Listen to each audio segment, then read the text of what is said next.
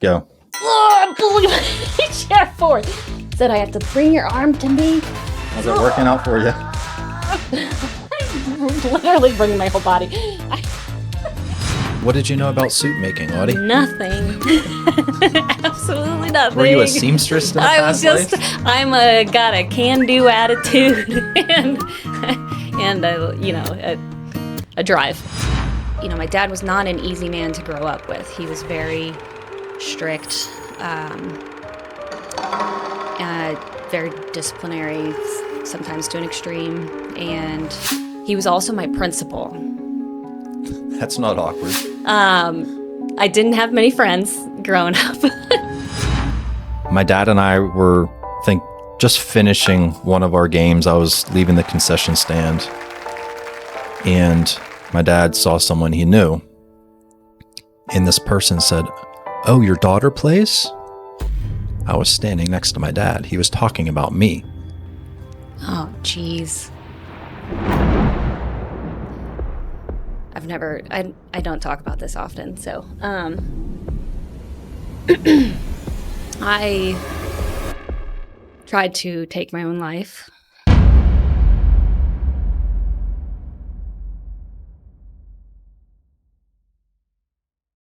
Let's go. Okay.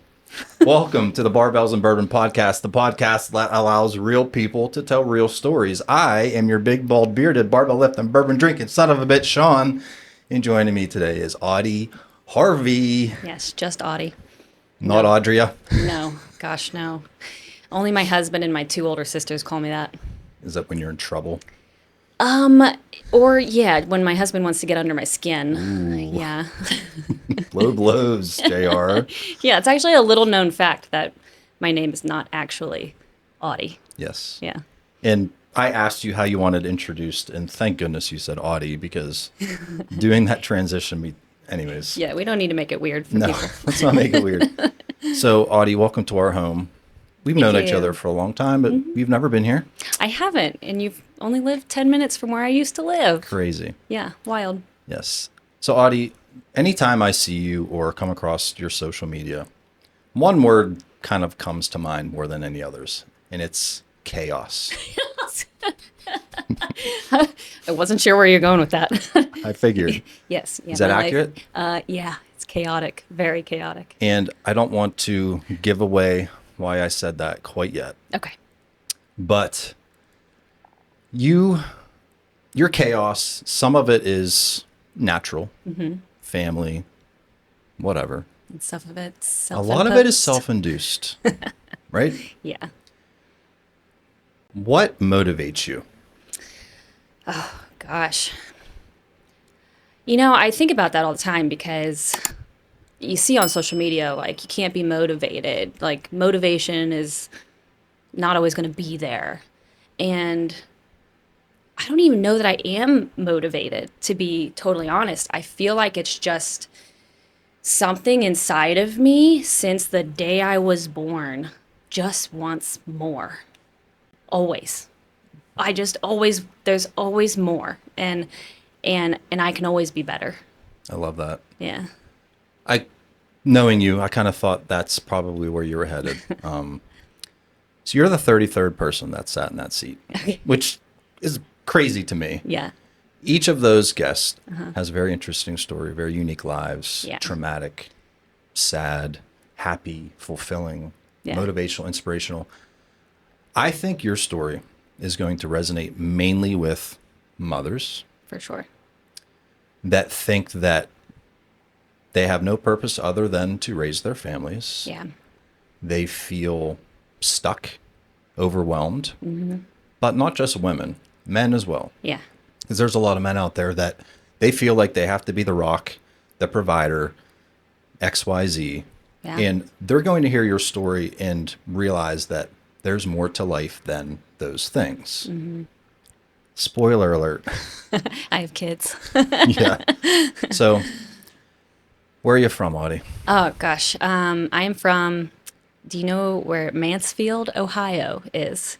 Okay. Most people have probably heard of Columbus. About an hour north of Columbus. Okay. Yeah, that's where I was born and raised. But I grew up on a farm. I say a farm. I grew up on a lot of land in the middle of nowhere. My dad planted 500 baby Christmas trees when I was like, I don't know, 10 years old, because he didn't want to see the road. And so, Good fence. yes.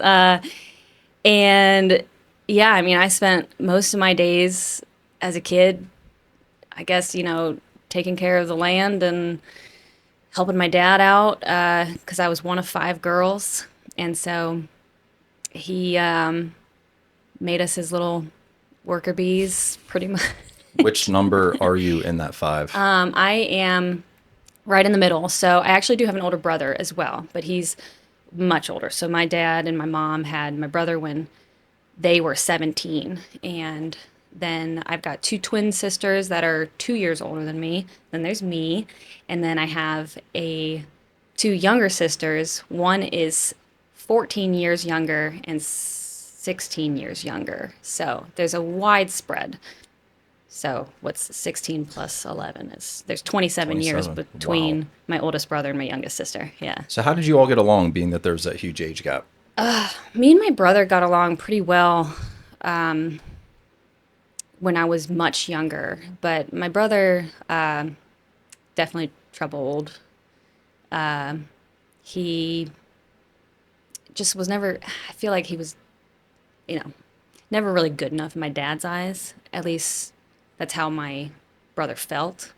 I look back now that I'm a parent, and it's like, I can't imagine being my dad and my mom at that point. I can't imagine having kids. I can't imagine having kids now. Like, it's hard. I can't even imagine at 17 trying to raise a productive human. And so I feel bad for my brother. But so he kind of like left our family. I say ran away. He didn't really run away because he was still around, but like he left the family when he was like 15. So he wasn't around much. And then my 2 older sisters, I always say they're like pint-sized versions of me because they're like 5 foot tall, like barely 100 pounds, and I'm not a small person. No. Like, I'm not a small girl. No. So I always felt like I was towering over them. And I call them little fairies because they're very into like cosplay, like Comic-Cons. And they didn't really do sports or anything. So like we got along, but I just was so busy. I swam all growing up. So I was so busy that I just never really hung out with them. And then my younger sisters, I felt like their mom because I love my dad, but by the time he had them, He was kind of checked out. he was Like, he should have been in grandpa mode, and he and he was in a different place in his life. My dad definitely came from nothing, and he's very successful now. And I was growing up kind of in the middle of the nothing and successful, so it's not like we had a lot growing up. I mean, he provided, but my sisters definitely had more privilege. So they're so he was just like kind of checked out, and I felt like I raised them. I mean, I remember taking him to the hospital some nights. My dad was like down at an Ohio State football game, and I would get to the hospital and they'd be like, okay, well, what's her history, or what's the family history? I'm like, I'm not her mom. I don't know. oh my gosh. Yeah. So, Do you think that prepared you for being a parent yourself? I think it made me not want kids, Oh. to be which I don't know if I've ever even told you, but I did not want to be a mom. I did not want kids. I didn't want any of it. My husband, though, wants like 10 of them. So that was, Easy for him to say. it was kind of like the prenup, I guess. We had to have children. But yeah, I didn't want kids because I felt like I had already done it. Very interesting. Yeah. So how was your relationship with your mom and your dad? So we had an untraditional divorce. We lived with my dad when my parents got divorced, and I was like 2 years old when my parents got divorced. And then my stepmom came around. I think they got married when I was like seven or eight. So she's been around for a while. So, but my stepmom is 10 years younger than my dad. So sometimes I kind of felt like she was my big sister. And so, I respect her and I love my stepmom. We have a great relationship now. My mom, I don't think I got close to my mom until after I had kids. She was always much more like my older sisters, very artsy, very sciencey. And my dad and I, my dad was not an easy man to grow up with. He was very strict, very disciplinary, sometimes to an extreme. And, but I did sports, and it was just like something we connected on, that hard work. And I think he always respected that. So it was something that we just got along with. And even now I don't go more than like 3 days without talking to my dad. So. That's awesome. So when I hear strict parent, first word that comes to my mind is fear. Yeah. Child with a strict parent typically is afraid of that parent. Were you afraid? There were times he was scary. Yeah, he would get scary. I mean, and he has these like gray eyes, and he would get this look. And if he listens to this, he knows. But he would get this look on his face, and you're just like, don't fuck with him. Yeah.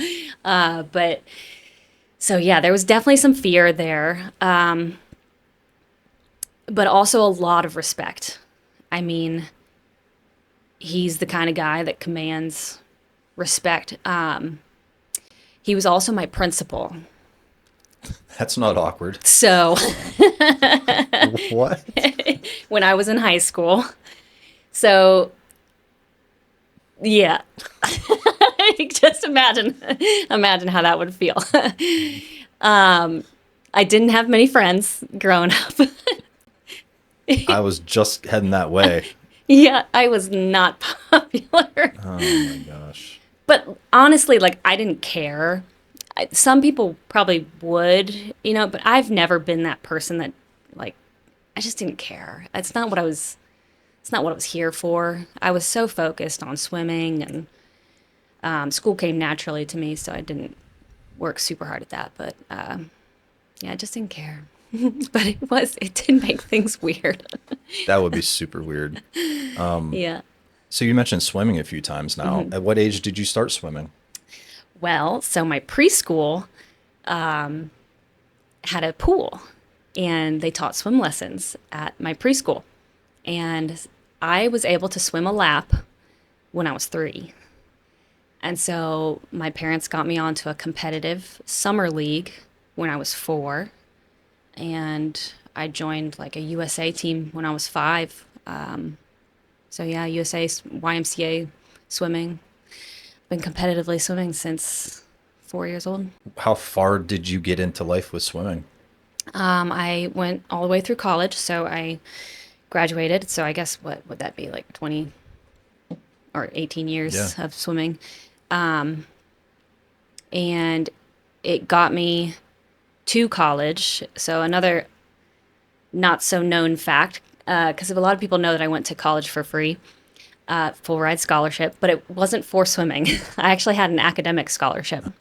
So study your books, kids. But you said you didn't even really study, or it just came easy to you. Yeah, school came very easy to me. So you got an academic scholarship without even really trying. Yes. Talk about being hated. I had like a 32 on my ACT. And yeah, I don't know. Have you ever heard of Skills USA? No. Okay, so do you know what technical schools are? Mm-hmm. So I went to a technical school, whatever. I studied computer-aided drafting. I was good at math. I liked making things. So my dad kind of steered me into engineering. But I did this project when I was in high school, and it was for laser light. And I won this national contest in Skills USA for like the technical school. And yeah. And then I got a scholarship, full ride scholarship to school. And then swimming paid for like my books and stuff. So Okay. What was the highest ranked achievement that you received in swimming? I placed top 16 at our conference in college, and it was a D1 school, so I was pretty proud of that. So is that for just the state of Ohio, or was that for the whole That was the whole US? conference. Well, so it was, Like regional? yeah, Okay. yeah. Like every college has their own conference, like the Big Ten. Yeah. So it's usually made up of like 10 to 15 different schools. Okay. Yeah, so Youngstown State was where I swam. So it's not like a crazy college, but it was D1, and it was competitive. So I was proud of it. I was happy with how I ended my career. Now, what events, I don't know how you say it. Yeah. What events did I swim? I was a freestyler. And the Olympics are on right now. Yeah. So swimming is Paris, yeah. somewhat relevant. Very true. And yeah, so I swam. The 200 was my like bread and butter. So I call myself a sprint distance swimmer, because it's like the 800 for running. You can't jog it, but you can't sprint it. You had to kind of hold a good pace the whole time. So that was where I was at. Like, I wasn't the fastest, but I wasn't able to hold on the longest either. So I met right in the middle. 200 was my jam. So here's Audy. You have athleticism. You have brains. How do you choose like what your path is? That was hard, because brains definitely get you careers, and most of the time athletics don't. Very few people make a career out of being an athlete, and especially as a female. Not trying to be whatever. Like, I'm not like a feminist or anything along those lines. Good, because that would make this awkward. Yeah, no. Like, I don't care about equal pay and whatever, but as a female athlete, nobody's watching it, and so it's not like I was going to make any money with it. So definitely went the academic route, and chose engineering, because on paper everybody says you're going to make all this money, and my first job out of college, I was not making very much money, but that's besides the point. So I did decide to focus on that. Was I fulfilled by that, though? Absolutely not. There was still, especially when I was done swimming, it was like just this void, and did you do sports? Because I know you weren't. Sports. Right. Like, I golfed. okay. I ran cross country. Okay. In college. Yeah. Yeah. Are there sports? I didn't do the cross tough country. sports. I would consider golf. No, Audy, I was the skinny kid who decided to run cross country. That's smart. That's easy to gain weight. Not. So yeah. I didn't really play those. Okay. By the book sports. Right. Yeah. So I didn't really have any choice to make but brains. Okay. So, I mean, did your parents kind of like try to sway you one way or another with what your future was going to be? My or dad should be? definitely. Yeah. Well, yeah, 100%. I remember in 8th grade, we took this, like, how you take like home ec? Okay, so I switched around schools a lot. So I grew up in the middle of nowhere. So I was going to this tiny little farm school, barely had 40 kids in our class. And obviously there was no swim team. So I transferred to a different high school, which was a wake-up call, because I went from like 40 kids to like 300 kids, and it was wild. Anyways, in 8th grade, I was at the tiny farm school, and we had a drafting class. And I remember coming home and I told my dad, I was like, I really like this drafting stuff. And he was like, engineer. That stamped your forehead. Pretty sure, because he was the principal at the technical school. And I'm pretty sure at that moment he was like, we're sending her to this high school and she's going to be in computer-aided drafting and she's going to take college courses and, and be an engineer. So, I mean, I'm chuckling because that was my path too. yeah. I got into engineering and I remember drafting. Yeah. I loved it. Yeah. What is it about It's a that? lost art now. It's No not, one uses that's a not even pencil and- engineering though. It's No. architecture. It is, yeah. But just I think the preciseness of it Yeah. was Yeah. what I really enjoyed. Yes. Yeah. And you had the right perfect Oh, all caps. on the drawings. Yeah, all caps, letters. certain like slant or whatever. It was like, that was fun for me. Uh-huh. So I do appreciate that. So first job, paid crap. Yeah. I thought when I got my first job out of college, I don't really want to divulge how much I made, but I'll tell you how much I make because it was. okay, if you do, then I will. I was making $50,000 a year. No, listen though, this was stupid because I was working at a steel mill making $50,000 a year, and they required, and it was salary, and they required me. This might sound like I'm complaining because I am a hard worker. They required me to work 10-hour days, and I was just like, Yeah. I'm not That's where the Getting- salary gets you. I'm not getting paid for that. Yeah. I got in so much trouble at that So you're a job. realist Yeah. and a hard worker. Yeah. So I made 40,000 Okay. out of school. That was in Okay. 2001. That makes me feel a little better. You're welcome. When did you get your first job? What year? 2012. Oh. Yeah, so $50,000 may have been equal to it, but salaries haven't really gone up, so I don't know. And I thought cost at the of living time, has gone up. I was like, yeah, I'm rich. Yeah. I was still living at home. Oh yeah. So Oh, I had my first apartment. I remember getting my first paycheck, and after taxes and everything, I was like, I can't even pay rent. yeah. It's like, what am I doing? It was such a wake up call. Yeah. Me, I was living at home, so I went out and bought a car. Yeah, yeah. Went to Circuit City What when was it your first car? existed. Because I know you like cars. Trans Am. Ooh. I went big. Got a loan and a $550 a month car payment right out of the gate. Holy crap. Don't do that, kids, because I'm still paying for it now. A lot of life lessons on this A lot podcast. of life lessons. But anyways, so you're an engineer. You're working for a steel mill, Steel mill. Mm-hmm. making $50,000 a year. You got an apartment. Mm-hmm. How does life kind of go from there? So this is where bodybuilding comes in. And I don't even know if you know this part. So there was this girl in college. Okay, I was a very good person. I was really hesitant to come on the podcast for a long time because I didn't really have a story. Like, I mean, everybody's got a history, but I'm not trying to toot my own horn or whatever, but I did nothing. I did not drink until I was 21. I had one boyfriend, even all through college. My husband was my second boyfriend. Like, I just didn't I was so lame. You were sheltered. Yeah. And I just, I just didn't care. Like, that was what I wanted. And I was so focused. So Well, kept you out of trouble. it did. It definitely kept That's okay. I didn't get in much trouble. Yeah.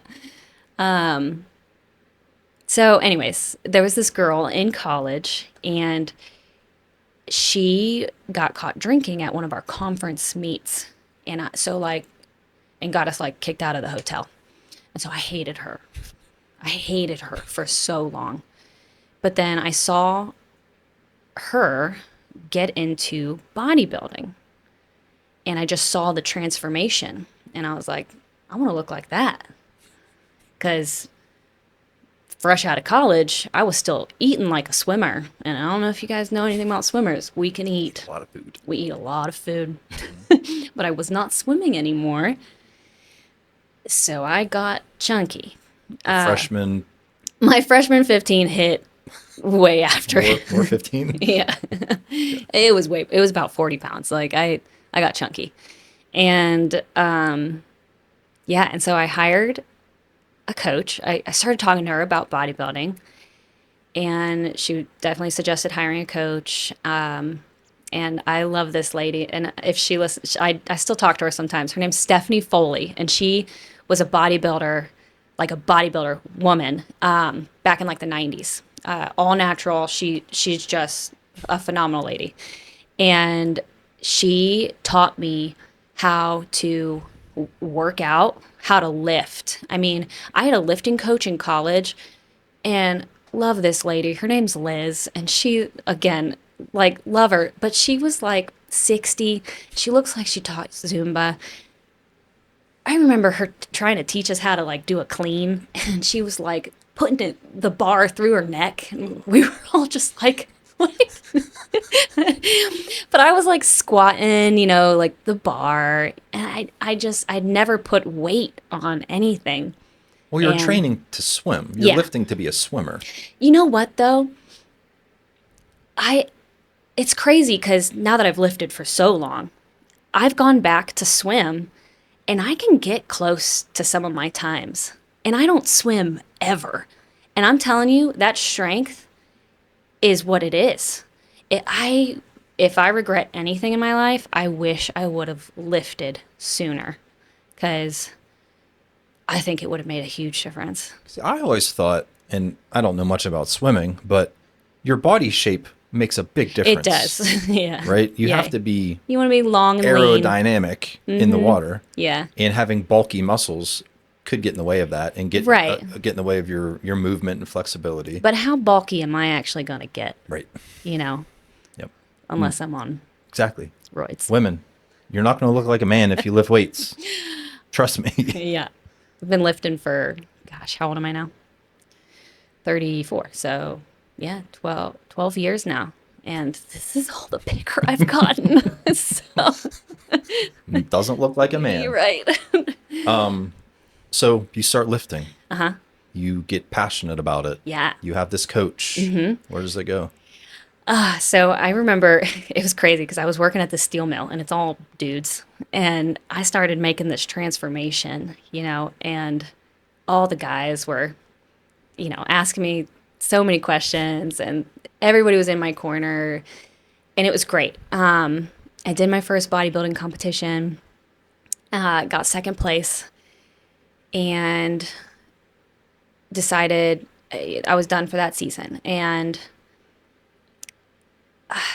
it was such a weird thing. And I think this was why I stepped away. I actually stepped away from it for a long time. Because as a female, you get told it doesn't matter how you look. And then you literally sign up for a contest that judges you on all that matters, how you look. And so it really messed with my head. And even my husband will tell you, I just was like so body image focused for so long after that show. And I just wish I had known more of what it was about. Like the mental aspect that comes with it? Yeah. And just the feeling of empowerment that comes with morphing your body both ways, losing the weight and seeing the muscles, but also like building those muscles and watching your deadlift PR raise 20 pounds, and you can squat more, and even just like little things, like how much you can row, and carrying all my groceries in at one time, and nothing to see here. Right. Or like going to an alumni swim meet and beating the crap out of everybody because I still take care of my fitness, and it's not just about stepping on stage. It's not just about the way you look. But I didn't know that when I was 22 years old. And so I definitely, I came out of that with a lot of knowledge of food, but also a lot of hyper focus on body image. And so I stepped away. For a long time. And my husband and I got married, so we had a different focus. And we got trapped into an MLM for a while. So we also have that focus, which I know we're not supposed to have these inside jokes, but this is definitely one of ours. Yeah. Yeah, and then fast forward to getting pregnant, and I did not want to be pregnant. So, and then I got into CrossFit. That was before I got pregnant, though. So my husband is actually who got me into CrossFit because he started it. This was back in, like Rich Froning was like coming out and the Open. I don't know if you know anything about CrossFit. Well, does Maria does. She did. Okay. Yeah, she used to. And that's all I know about it is through her. Okay. Yeah. Yeah. So, I got into it and I was good at it. So that's why I kind of stuck with it for a long time because it just was like one of those things. Like I may not look very strong, but I can move some weight. Yes, you can. And I could throw around some stuff over my head that it was just, and when you pick up a weight over your head and you throw it on the floor, there's just no better feeling. Fuck yeah. Yes, right? It just feels so good. All right, so we're talking about barbells. Yeah, And okay. this podcast happens to be called Barbells and Bourbon. Yeah. So let's complete it. See, this is we're one of those episodes where it took us half an hour to get it. That's okay. Well, before we do this, though, I have to give you my surprise. She came with a surprise. I came with goods. Thank you. Yeah. Am I opening it on camera? Yeah, you have to. Okay. Because Is this like a reaction video? I'm sorry, there's so much paper. You're probably going to make a mess. No way. That's so cool. Yeah. That's a bedazzled Yeah. Barbells and Bourbon. Which we will get to later. Yeah, the bedazzled. bedazzlement. Thank you. You're welcome. Very nice of you. Yeah. So yeah, some of my guests have started to bring gifts. Yeah. And I think that's like super cool. Because look, this is my show. Yeah. I don't think it's a big deal because it's mine. You know what I mean? Yeah, It's just what I do. It is a big deal. Right. And when I do get a gift, I'm like, okay, like this. Because, how many people I hear people say all the time, oh, we should start a podcast. Like, I hear it all, because podcasts become so popular. And you actually freaking did it. I did it. And I'm still doing it. Yeah. I'm not stopping. Hell yeah, you are. So let's drink to that. Okay. So there was the guy that was like I should have remembered the name. He was a nurse and a pizza delivery guy. Brian. Okay. Is that his name? Mm-hmm. He had a white t-shirt on. Brian Morrow. Eddie. Is that who was on his shirt? Bill Murray. I'm sorry, Bill Murray. You're right. It was. Eddie Murray. That's it. He had a bourbon. I think it was over here that was aged in like wine barrels. Yep. And I like barrel wine. Dovetails This behind one? the collagen. Yeah. Right here. Yep. Brian, thank you. You recommended Yeah, he a promoted. bourbon. I don't know anything about bourbon. Yeah. My dad is a big bourbon guy, but I don't personally partake. So this is the barrel dovetail. Okay. It's finished in Cabernet and rum barrels. Yes. See, I like Cabernet. Can you put that back for me? Yeah. Thank you. I'm always so nervous. I'm not the most coordinated person. You can lift weights, but you can't. Yes, I don't do sports with balls. We're not going to go there. Cheers. Cheers. Thank you. Tell me what you think. Okay. I've also been told I do this wrong. Like, I just take a tiny sip, right? That's fine.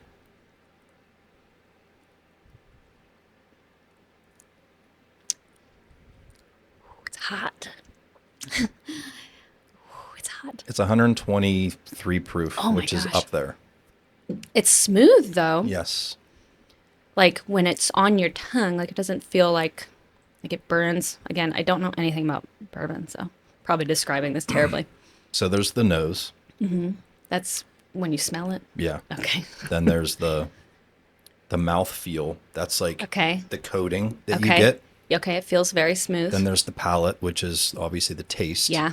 Then there's the finish. And that's the burn? That's as it kind of like It's still goes over everything. It's still burning. Yeah, you're gonna feel it working its way down Oh my gosh. for a few minutes. But And alcohol makes me turn like blotchy, so just ignore I'll that. try to add a filter to you. I came in here a hot mess. I was tie-dyeing with my kids yesterday, and so my hands are all... They are a little... Just don't look at them. Well, we're going to see them during arm wrestling. So back to the bourbon tasting thing.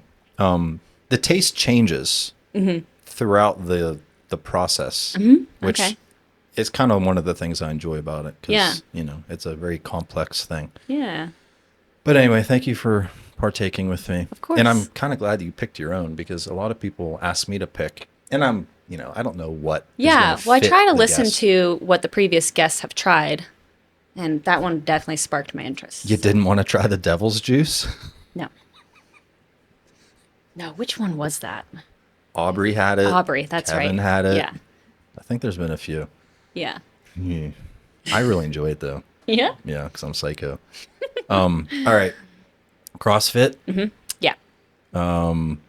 Bodybuilding. Yeah. They kind of merged Gosh, together I feel at some we're point. all over the place here. It's okay. Yes. So, I was doing CrossFit primarily because they didn't care what you ate. Yes. And it kept me in relatively good shape. So, the food aspect of things. You were chunky in college because you were eating like a swimmer, which is multiple thousands of calories a day. Yeah. How is your relationship with food? It's, I don't want to say that I have an eating disorder, but my family nicknamed me the trash can because I could literally just throw away food. I mean, if there was something left over, Audy will get it. It was always, and we definitely grew up in a house where you finish your plate. So even to this day, I have such a hard time with my kids. Wasting food? Yes. And when I was on a meal plan, and they would waste like strawberries, it's not even like the Pop-Tarts or, things like that. Like I cut up strawberries or an apple. And I don't know if you've ever seen a kid eat an apple. They take one lap around and like, that's it. They're done. And I'm just like, there's so much left. And so I still to this day, I have to really take a step back.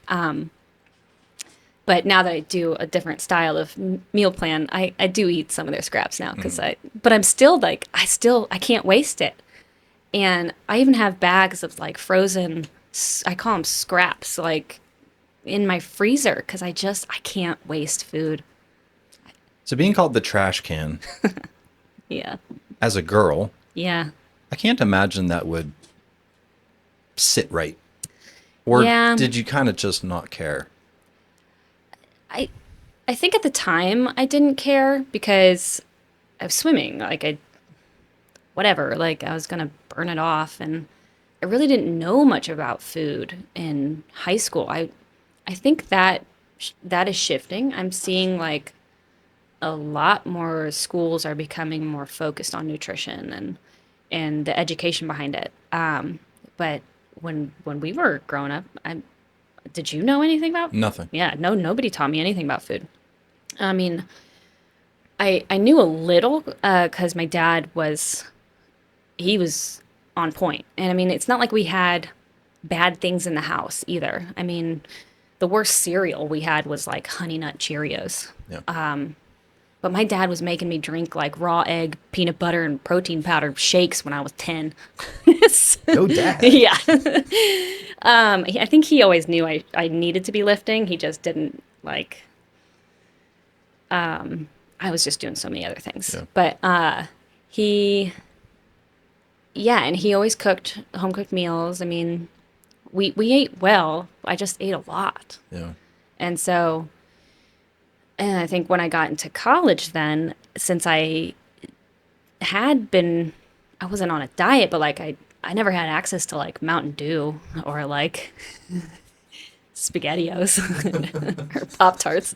So when I met my husband, my now husband, I remember one of his very first Christmas gifts to me was a 2-liter Mountain Dew a bouquet of Butterfingers and like 6 cans of SpaghettiOs. Oh my god! Because you just never I never that had as a it. kid. Yeah. And so I went nuts It's in like college. like crack for you. I ate so much like Fruit Loops, and yeah, it seriously was. I was taking like Rice Krispies and just dumping sugar on it. It was just wild. So this is going to be like a terrible analogy, but this goes back to kind of the strict parenting. Mm-hmm.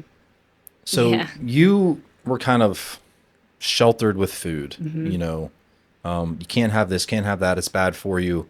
And then when the reins are off, you go ape shit. Yeah. Like it's crazy. right? Yeah. I think beyond the food part, I think a lot of kids do Yeah. that. They're overly disciplined, overly sheltered as children. And then when they finally get out of the nest, they do bad things. Right. Because they feel rebellious, they feel free. And it's addicting. Yeah. You've never had it. I mean, I've never done drugs, but I imagine it's kind of the same thing. Like you get that. It's a dopamine hit. Yeah, you get that high and it tastes good and it's like, you just can't stop. So that's why I asked you about your relationship with food, because you ate whatever the hell you wanted. Yeah. Did you have a hard time tapering that down? Yes. When I met you. Mm-hmm. So I still kind of continued to eat what I wanted up until COVID. Because I was doing CrossFit, so I was staying in relatively good shape. But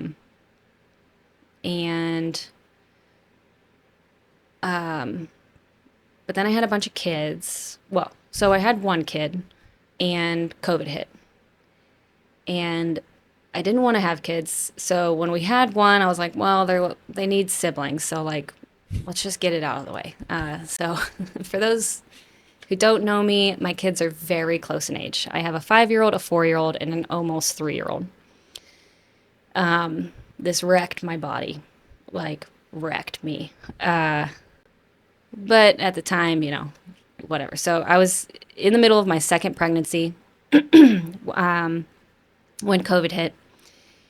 And it kind of forced us to learn to cook. So I think that's when I really started to kind of be more aware of what I was putting in my body. But we tried all sorts of, that was like when keto first came around. We tried a juice cleanse. Don't ever. It was terrible. But yeah, I'd say that was really when like the shift kind of started to happen. But then after my third kid, which we're jumping ahead a little bit, but is when I met you. And I remember when I first looked at your meal plan and I was like,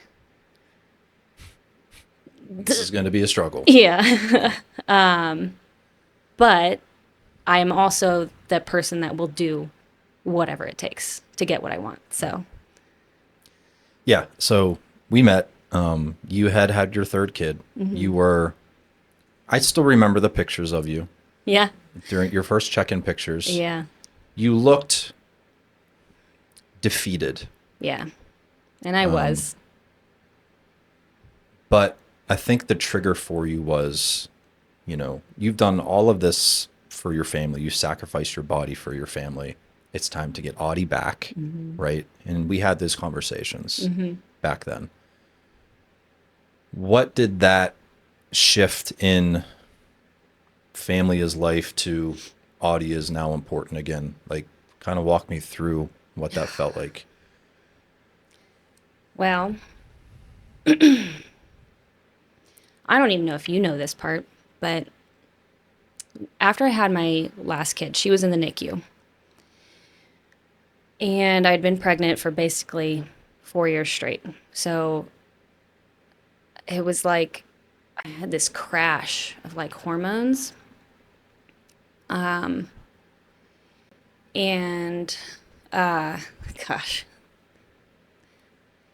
I don't talk about this often. So I tried to take my own life. And I don't know that you even know that.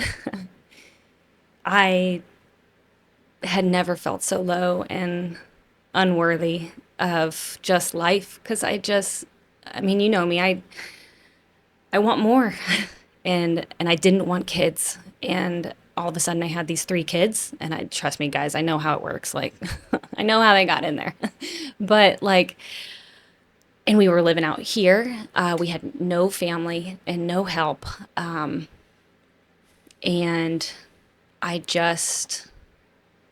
I'll never forget, I had lost my watch, my Apple Watch, and trying to find it, it was almost like I blacked out. And when I came to, I was just bleeding. And,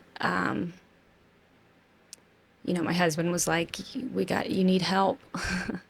And it was shortly after that, you came into Burn and asked me if I wanted to do a bodybuilding show. I mean, or I think it was Maria at first that told me you do meal plans. And I was working at Burn at the time. And I seriously, you just sparked this reason to stay or outside of being a mom and a wife, you know, because I wasn't anything. I wasn't anything. And to go from what I was, you know, I was this all-star athlete, even all-star academics. I was like that kid that just did it all, and to just be this slave to my body and these humans. And I'm not trying to paint a bad picture of motherhood. Like, I love my kids, but you don't matter anymore. You know, nobody comes to see you. They come to see the kids. Nobody, even the doctors, you know, you have pediatrician appointments every 6 weeks for your kids, you know, the well visits. Where's the well visit for the mom?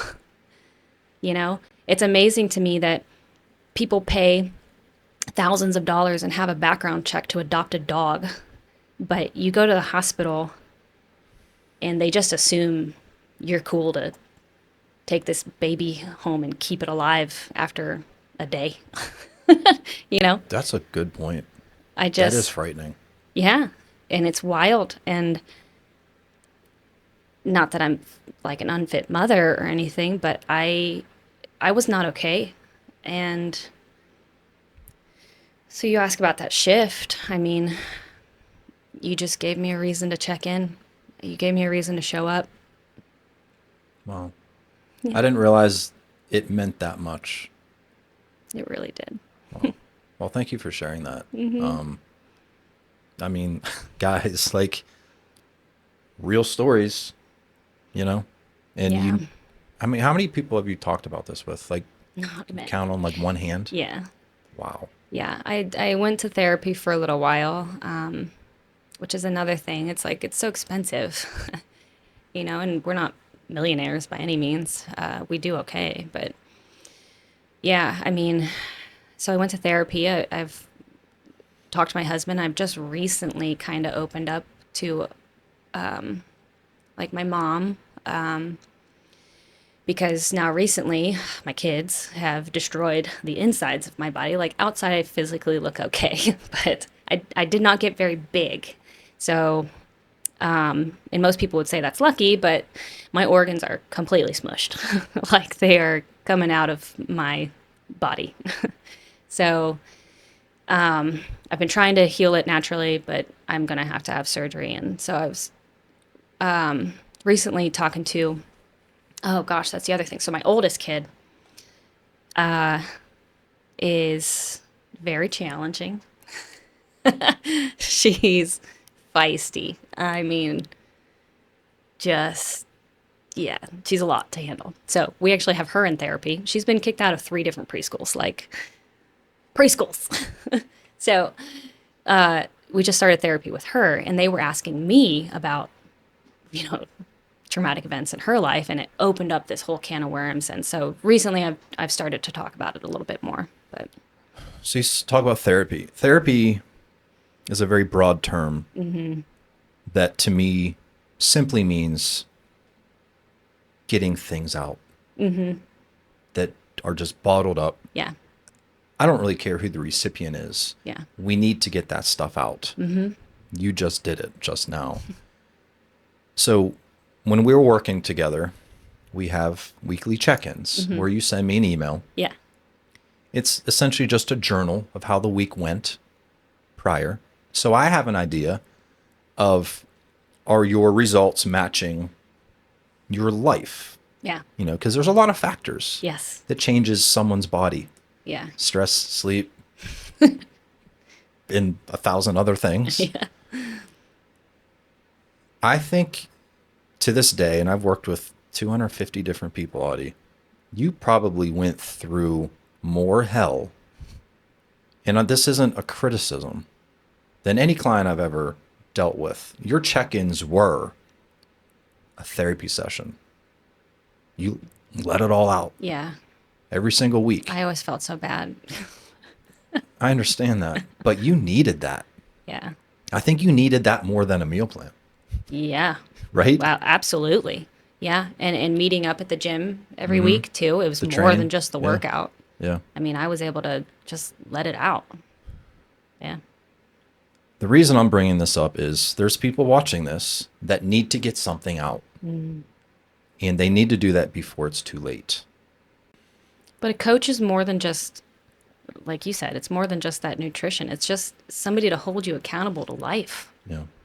you know, and not even the accountability. It's somebody that's going to support no matter what. I mean, yeah, I'm paying you, but like, Did I ever tell you, suck it up, no, no, right? no, you're a big softy.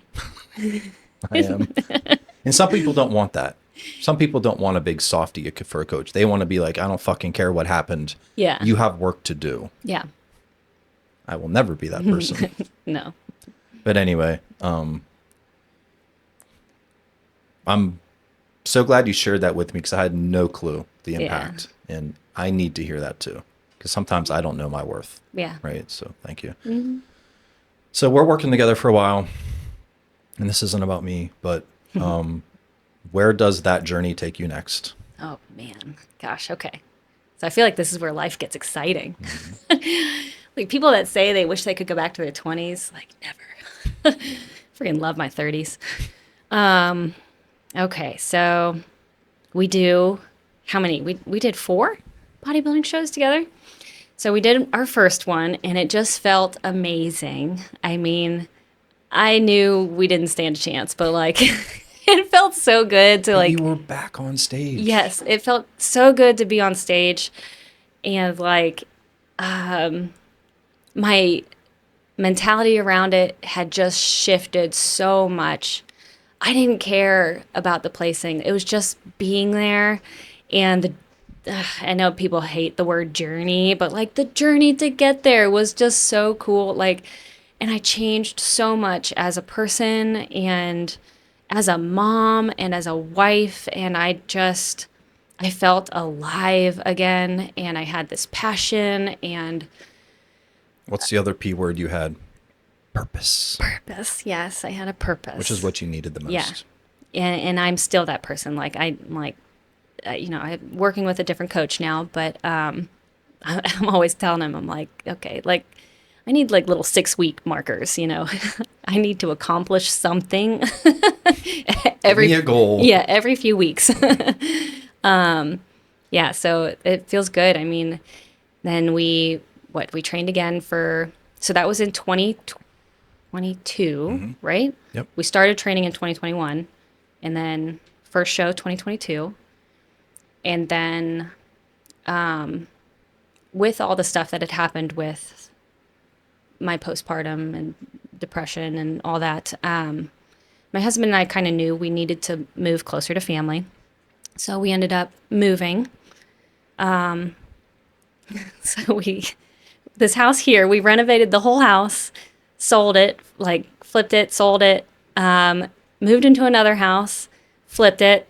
We didn't sell it. We're still living there. But we completely renovated it.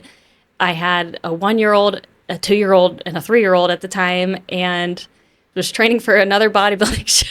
And wasn't the house half the size of the one you left? Yes, and we downsized a lot, which I actually kind of love. I'm not going to lie. I'm all about the tiny living because I just got rid of so much just clutter, and it just, honestly, it just freed up so much of my brain space. I'm like, I didn't have to like clean. And my husband, God love him, he's been on the show, so if you haven't checked that his episode. Yeah. I love him. He's great, but he's the hardest working, lazy person I have ever met. He will do everything to do nothing. So does he mow our lawn? Absolutely not. Like, does he want to? No, he could care less. He just doesn't, those little things, doesn't care about it. So we moved to a house that has like a 10-foot square yard. Push and stamp? Yes. Yeah. We have an electric push mower now, so that's, much more doable for him. So, and we moved right next to his parents. So my quality of life has just gone way up. I mean, and so, yeah, so that was all during the second time of prep. And so then we competed twice that next year. So 2023, we competed twice in the spring. Did much better. I mean, my physique changed phenomenally. And then I started making suits. So that was when I started to make suits. Hence your shirt. Where, that camera? Yeah. Swole Suits. Check me out. That is one of these self-induced reasons for your chaos. For my chaos. Right? Yeah. Bodybuilding was one. Uh-huh. And your bodybuilding suit company is the second one. Yeah. Why did you start doing that? So honestly, I just started it because I didn't want to pay for suits anymore. I mean, my very first suit that I got was $900. The very first suit with you. Yep. Way back when, wasn't that expensive. I mean, it was still like $300, but $900 for that suit. It was gorgeous. But I didn't want to pay that again. I did get a new suit the following year. It was a newer company, so I didn't pay quite as much, but it just didn't fit right. And so that's really what got me into it. I was like, I think I could just make one. I'm kind of crafty. What did you know about suit making, Audy? Nothing. Absolutely nothing. Were you a seamstress in the past life? I'm got a can-do attitude and a drive. So you're very competitive. I'm very competitive. So when you put your mind to something, you're going to do it. Yeah, my husband makes fun of me because it's like, if I get an idea in my head, I can't rest until it's done. Like, even right now, I had this idea for a suit this morning, and I had to draw it out, and I needed to drop my kids off because they're with the sitter right now, and I'm like, but I gotta get it out, so. Yeah. So I looked at my husband and I said, I'm gonna learn how to make suits. And I was like, worst case, I never have to pay for a suit again. Best case, make a business out of it. So I paid $250 for a YouTube course on how to sew. Oh my gosh. You can learn anything on YouTube. You can learn anything on the internet. So, yeah. And I started sewing that summer. And sold a couple suits in the summer, like the practice suits. But really what catapulted me was deciding to do that show. I mean, it was a fast prep, but I just wanted to get a suit on stage, and I wanted to get behind the scenes, pass out business cards, meet some athletes. And so I did that last show with you in October of 2022. The Pittsburgh one. Wait, 2023? That was 23. Yeah. Yeah, the Pittsburgh one. And that catapulted my business. I mean, it just went wild after that. It's been crazy. I can't even believe it. And you're doing all of this Yeah. from your home Yes, in my dining room. with 3 kids, 5 and under. Yeah. Yeah. We don't have daycare, so they're with me. They've spilled many a rhinestone. Wasting. They pick them up. That's good. their punishment if they have to pick up You make a game out of it. 1,440 rhinestones. That's how many are in a packet. So the fact that you started this business not knowing anything about sewing, Yeah. suit creation, I mean, you kind of had like an artistic mind and a creative mind, which helps. So you go from 0 to how many suits have you made? I don't know if you track that. I know you're a spreadsheet person. Yeah, I am a spreadsheet person. But I haven't tracked exactly how many I've made. But I bought 40 of my personalized boxes. I don't know if you've seen those. And I bought a pack of 100 envelopes to do the practice suits. So the practice suits, for those of you who don't know, are the ones that aren't bedazzled. It's basically just a fancy bikini. The stage suits go out in the boxes. So I've sold, because I'm almost out of boxes. So I've sold almost 40. Yeah, 40 of those. And then I just ran out of the practice suits. So over 100 of the practice suits. Yeah. Jeez, that's incredible. Yeah. I mean, it's so fun too. And I just love it. I mean, when you know, I'm sure you hear it all the time, like your passion should wake you up in the morning, but it has never been more true than with this. I just freaking love it. Even this morning, it's a Saturday and my alarm was set for 5:30 because I knew I wanted to get up early, but I was up at 4 a.m. and I'm like, I have an idea.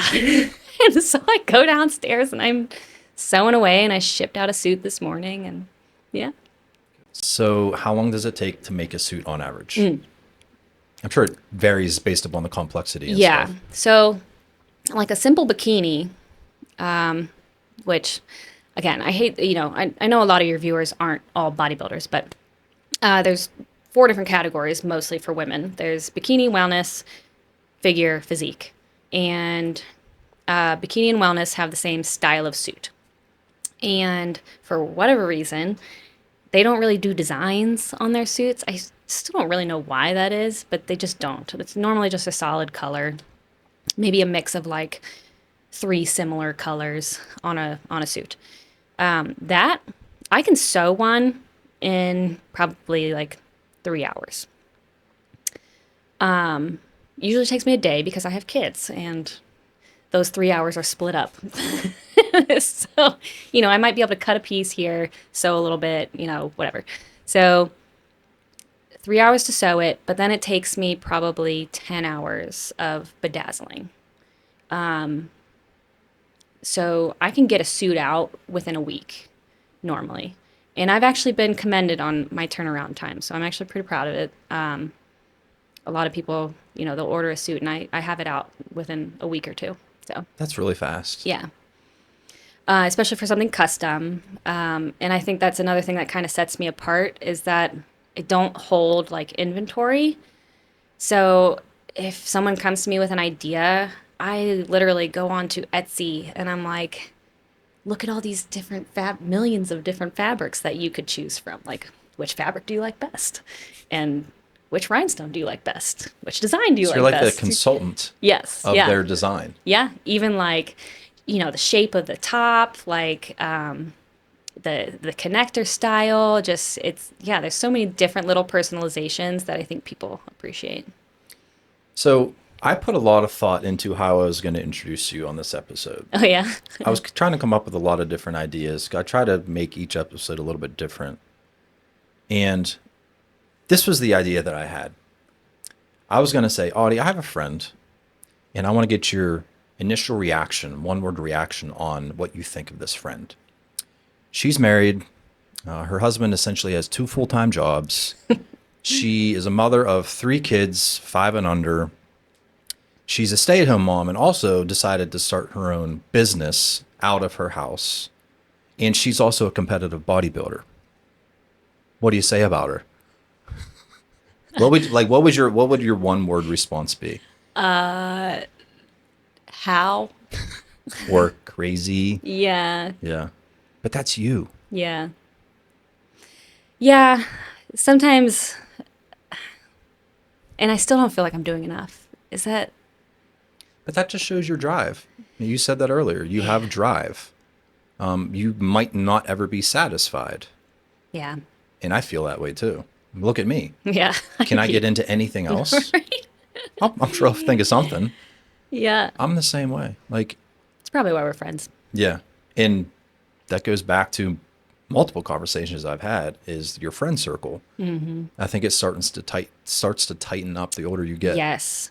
I think that's something I've really learned since starting this business is how valuable my time really is. And since I've moved, because I had a pretty good friend group out here, and I say pretty good, it was just a matter of location, and yeah, I mean, I just value my time so much more and who I spend it with and who's either going to feed life into, and I'm not trying to sound selfish, but if you're not going to feed life into my dreams, then yeah, There's really no place for you. yeah. Yeah. Yeah, and there's so much negativity, and people are always trying to pull you down. No matter the more successful you get. I mean, it's crazy how many people I've lost since starting this business. Yeah, and for what reason? A true friend should support. Right. Right. Mm-hmm. A true But- friend should want you to succeed. But to them, it's taking, because I'm definitely that person that gives my time. Like I will make the drive to someone's house. I will make the drive to meet someone, but that rarely was reciprocated. So yeah, I mean, it's like, it's just been very eye-opening to see. I get it. Mm-hmm. All right. Not to go back to some darker times, It's okay. but I have questions. Yeah. So you're a mother of 3. Mm-hmm. At this point, your oldest is 3. You have a newborn. Mm-hmm. Okay. Your only purpose on this earth, Audy, is to be a mother and a wife. Yeah. Did you ever resent your husband for the Oh. position that you were put in?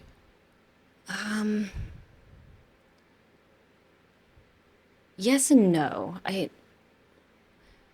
don't know that I ever resented him so much. I just resented, I honestly resented my kids. And I probably should have turned that resentment towards my husband. But not only did I have these kids, but I had this one that was just hard. And I remember asking God, just like, why did you give this one to me? Like, I didn't even want them in the first place. And now you're making it so freaking hard. And I mean, she never slept.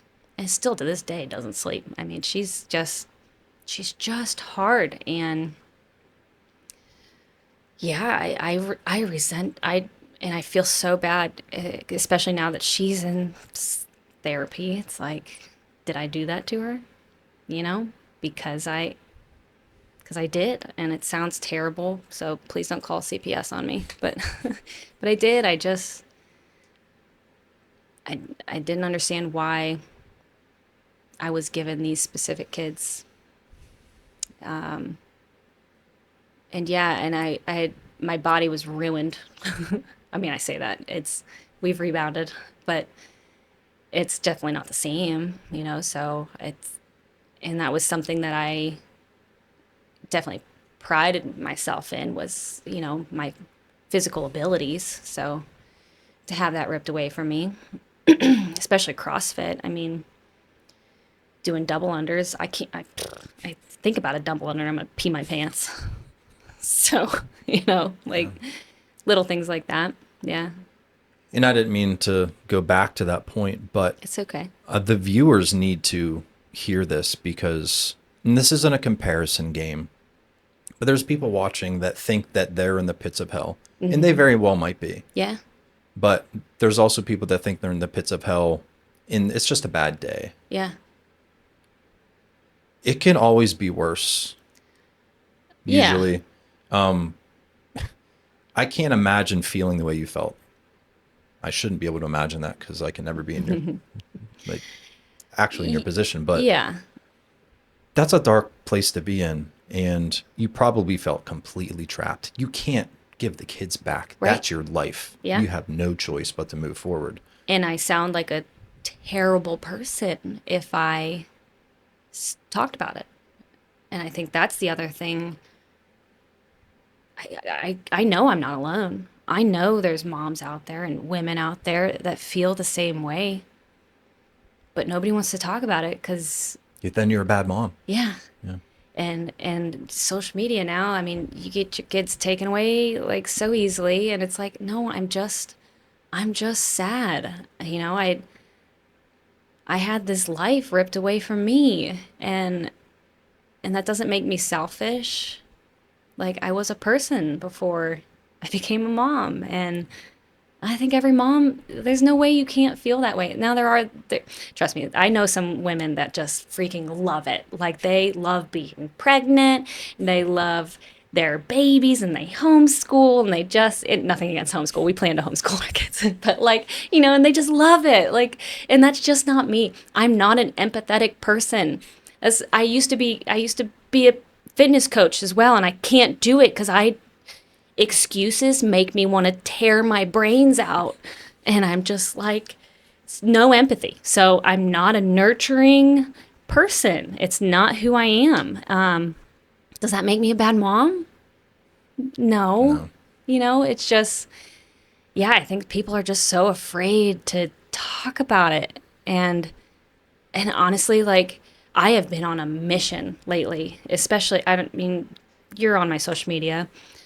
And it's not like I have very many followers. Like, I'm not a influencer by any means, but like, I am on a mission to just show what is possible, you know, and what's normal, and that it's okay. Yeah. A lot of your content is like day in the life type stuff. Yeah.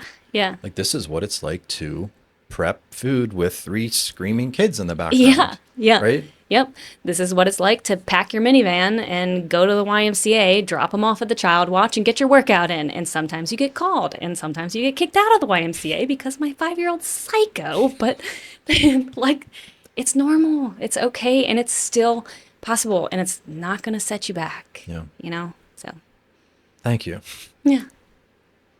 Paying attention, right? But seriously, like, for those watching this, you could get some hate from this, Audy. Oh, yeah. That's okay. It's okay. Bring it on. Comment below, like, what you think about what she said. If you're a mother, if you're not a mother, if you think everything she's saying is your life, if you think that she's a terrible mom because she has feelings, let's hear it. All right. It's time for my surprise. Oh, okay. You did ask me what my favorite color was. Yeah. Orange. Oh, okay. All the lights are orange. Oh. Yeah, it's all personalized for you. Wow. But you sent me a message shortly after Janine's episode where I pop quizzed her. Oh, jeez. Are you going to pop quiz me? Mm-hmm. Stop it. You Don't don't want pop quiz? I get so nervous. Well, I'm doing it anyway. Okay, I'm going to try. I'll try. You said not me watching all 30 episodes Seriously. waiting for a pop quiz. Okay. This is just for fun. Okay. But this is also to help the viewers know, like, what some of my other guests talk about. Mm-hmm. Because... Yeah, I'm terrible with names, but like Janine, right? What's her name? Yep. I usually remember, like, what they're wearing and what it was about, so. Okay. Yeah. Which guest attempted suicide because of his side effects from Accutane? We're going back. Yeah, gosh, I was going to say that was one of your first ones. I don't remember. His name is Chris. Chris, okay. Thumbnail is me holding out a pair of underwear. Yeah, okay. And he's holding a guitar. So I was...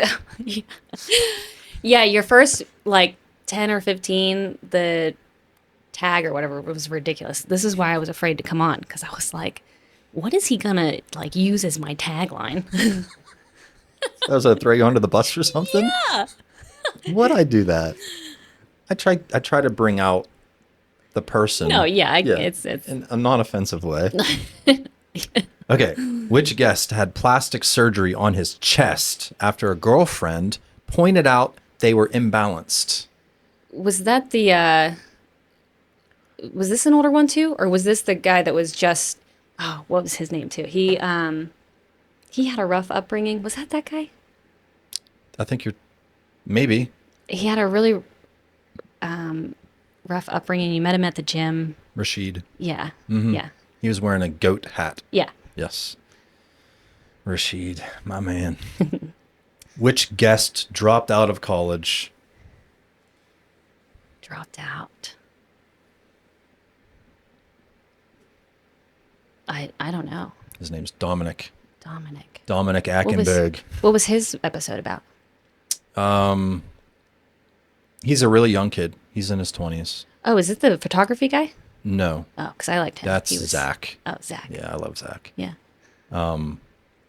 Dominic ended up going into like massage therapy after he dropped out of college. I may not have listened to that one. Yeah. Yeah. Yeah. Good kid. Final question. Okay.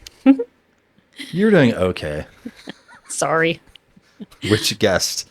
I listen to a lot of podcasts. Which guest found their friend in a bathroom face down in a pool of blood? Oh,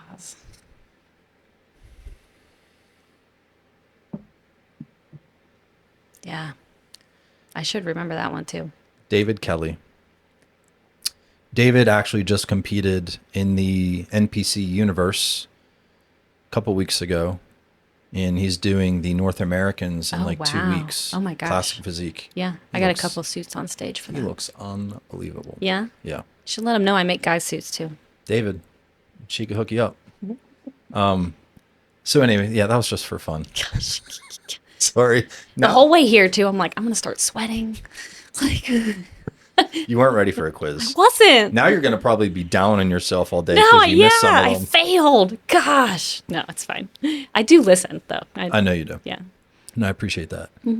So guys, if any of those questions resonated with you, like, oh, I got to see what's going on with that, you know, please feel free to watch any of those. A lot of very interesting people sit in that seat. Yeah. I think that's what I like. It's such a variety.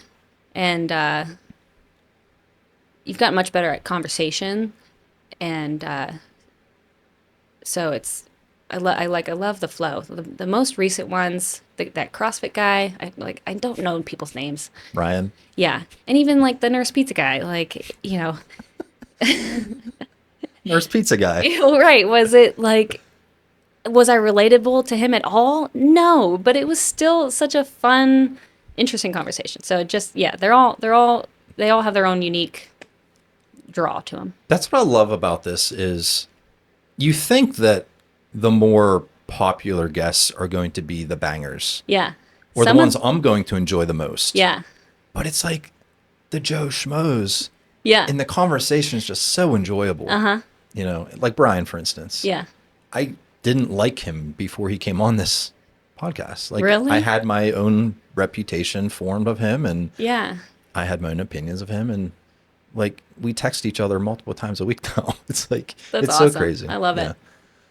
All right, well, you know what time it is now. Gosh. Okay.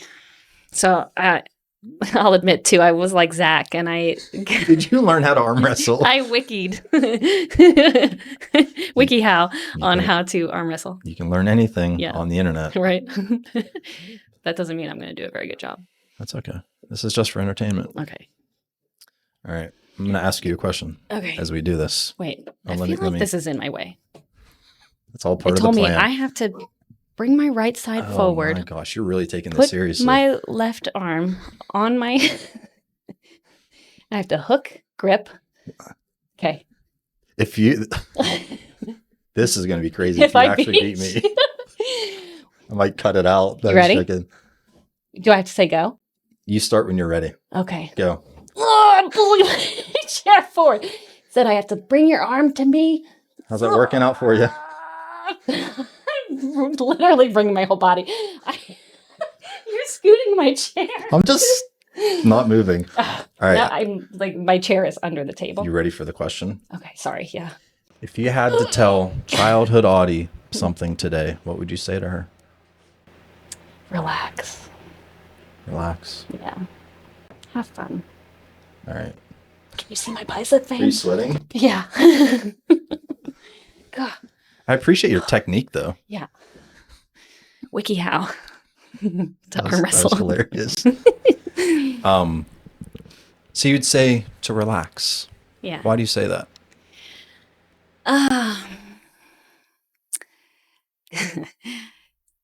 Just, I've just been so stressed out. I mean, my whole life. But there's been so much joy that I should just have paid more attention to and taken the time to be in the moment. You know, there's nothing wrong with having goals because I'll never stop having goals. But there's something special about enjoying the process. So Taking a step back and just yeah, letting take it it all soak in. Yeah. So you said goals. Where do you see your life heading in Gosh. the near term to the long term? It's crazy because, like, for the first time, I don't really know.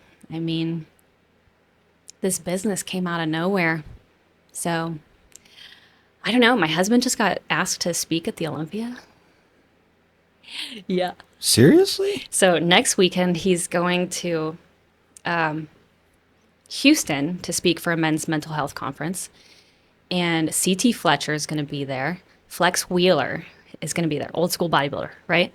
So, this organization that they run also goes to the Olympia.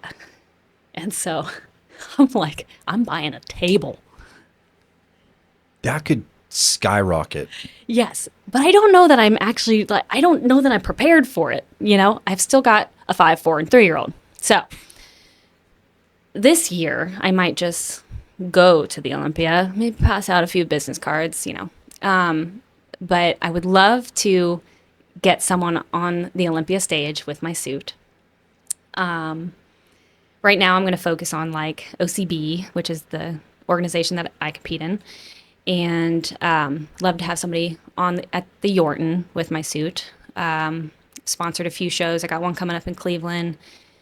So business wise, yeah, I just want to grow. I need space. I need an office. You know, something like that. I need a website. So I need to take some appropriate steps. Like, those are, I guess, my short-term goals. Long-term, I'd like to scale it, you know? I mean, that's where the money is. I'm a little bit of a control freak, though. So, you know, I wouldn't mind having somebody sew the suits, but that's the part that doesn't take much time. Yeah. But the rhinestoning, I'm very particular. So subbing that out would be very hard. It'd be hard for relinquish. me. Yeah. My thing is probably just time. So maybe I'd get to a point where I can hire a cleaning lady, or, you know, or somebody to do the wife stuff and the stay-at-home mom stuff for me instead. My kids are going to get older. They're going to be starting school, so I'll have more time. But I'd love to go pro in bodybuilding. I mean, definitely at a point where I'm like, that's not what it's all about. Because I'm definitely going to make more money selling suits than I ever would as a pro. Sure. What a pro first place might pay for is like 2 suits for the me. the competition, right? Yeah, exactly. Yeah. But I would love that honor. I feel like a pro. Like, I feel like I could represent the sport really well. But, you know, my time will come. And yeah, so, and family-wise, I just want to continue to just be better for my family, be more present.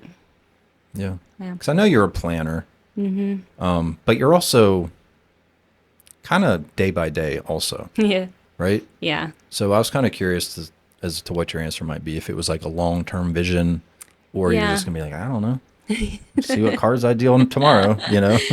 Yeah, it's a little bit mix of both. Yeah. There's things I want to accomplish, but I've definitely had a point in my life where I know that's probably going to pivot.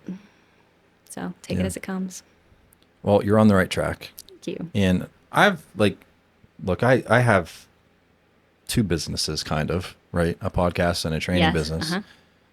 Maybe I can give you some advice on websites and Yeah. things like that. Please do. Yeah. Yeah, because I mean, I started a Wix. I have no idea. I don't know what I'm doing. Yeah. Well, Audie, I didn't expect this. Yeah. I wasn't sure where this conversation was going to go either, to be totally honest. But that's what I like about it. Yeah. Because it is truly organic. Yeah. There's no teleprompter over there that I'm like, oh, next question is going to be like. Yeah. But the fact that you shared as much intimate, dark information about yourself is I wanted to. admirable. I think that was a little pep talk I gave myself. I wanted, if I had the opportunity, I want moms to know. I so badly just want women to know they're not alone. Well, they know now. Yeah. And it's so important that people like you talk about it. Mm-hmm. Because, like you said, maybe a handful of people knew before today, and now the whole world could see this. Mm-hmm. You could be saving thousands of moms out there, Audie? So, Yeah. and my next guest could be doing the same thing. Yeah. And they probably will. Yeah, for sure. I've learned a little bit of something from each episode that I've watched. I appreciate you. Yeah. Thanks for coming. Yeah. Wait, I get to ask you a question. Oh, yeah. Do you have any questions for me? Yeah. I thought I went on the way here. Dying. Yeah. To ask me. Listen, I know how this goes. And take two. When you were 5 years old, what did you want to be when you grew up? When I was 5. Or a kid. When you were a kid, what did you I want wanted to to be a professional baseball player. Oh, yeah? Yeah. You never played baseball? I did. Oh, okay. But not like past Pony League, which is, Yeah. I think, 13 years old, Okay. maybe. So here's a funny story. I played Little League, just like most boys do. I was 90 pounds when I was 12. You know what I mean? I had longer hair. Okay. I'll never forget. My dad and I were, just finishing one of our games. I was leaving the concession stand, and my dad saw someone he knew. And this person said, "Oh, your daughter plays?" I was standing next to my dad. He was talking about me. Oh, jeez. I didn't realize at the time what that did to me. Yeah. I was almost just like, he can't be talking about me. But I was the only person there. Because I had longer hair. Yeah. But who didn't? You grew up in Yeah. what, the 80s, 70s? But I was, skinny and soft-featured, I guess. Someone thought I was a fucking girl. That's heartbreaking. And I I'm was sorry. 12 years old. Yeah. Yeah. Like, talking about it now pisses me off. Yeah. And this is the thing about these types of episodes is like, once you start talking, you don't realize how something affected you until you actually talk about it. Yeah. I like thinking about today, like it gets me emotional, but it also, if it wasn't for stuff like that, You wouldn't be where you I are. wouldn't be where I am today. If I wasn't bullied in high school, I wouldn't be where I am today. Yeah. So anyways, you asked me what I wanted to be as a kid. A professional baseball player. So fun fact, my signature is a complete wreck, but my signature is my signature because it looked cool on a baseball. Oh. I practiced on a baseball, my signature, Yeah. because, you see professional players sign things. It's just like a lot of Yeah. sweeping Yeah. and swooping, and I love it. that's what my signature looks You're going to like. have to show me what it looks Yeah, like. I will after. But yeah, I wanted to be a baseball player. Was That's I amazing. great at it? Absolutely not. But, I was decent enough. I think at that time, let's see, what skills did I have? I played piano, forced to play by my mother. I love you, Mom. But you made me do it, and you know it. But that taught me a lot. Yeah. I can still read sheet music to this day. Yeah. I'm musical. I impressive. play the drums. I did know that. Yeah. But the best thing I got from playing piano is it gave me the opportunity to play a song at my uncle's memorial after he passed from colon cancer. I think it was the day after he passed away. I was listening to Spotify, and the song came on by Paul Cardall, all instrumental, all piano. It was called Sweet Escape. And I heard that song, and Know I'm that like, song. it just made me think of my uncle. Yeah. So I played that song at my uncle's memorial service. That's so sweet. I learned how to play it in a week. You are So- a big softie. So soft. I am for Don't real. ever be intimidated by this guy. No, you will knock me down easy. But yeah, I mean, again, like all steps of life lead Yeah. you to somewhere. And Yeah. but yeah, good question. Yeah. You weren't expecting that, were you? No, I And wasn't. all of the other things I sprinkled in there. No. Yeah. No, this was great. This was good. Is it what you expected? I don't, again, I didn't really have expectations. I got rid of my kids for the day and I'm just here. I sipped on some bourbon. Yeah, can't get any better than I have a that. protein bar in the car. Meathead. I just came from the gym. Oh, that's that smell. I'm sorry. Swole Suits. It's funny how many people don't know what swole means. You're kidding me. They're like, swole? In this day and age, Yeah. It's funny. My husband actually came up with the name, though. I like alliteration. Mm. He was like, how about Swole Suits? I was like, yeah. that's perfect. Who would not know what that means? don't know. Don't change the name. Oh, I'm not. No, I love it. And it's like such a manly name, but like such a girly logo. So Yeah. There's a lot. there's a lot going on a lot there. of feels there. All right. Anyways, Yeah, sorry. We've Can we- tried to end this like 6 can we times. close out now, Yeah, we boss? can. Yeah. What am I supposed to do? How do I? Nothing. Is it, bye. nailed it. Okay. Watch one of these episodes. Don't forget to subscribe. Like, subscribe, comment, share. All of those things. And I will see you on the next episode of Barbells and Bourbon. Peace. That was awesome.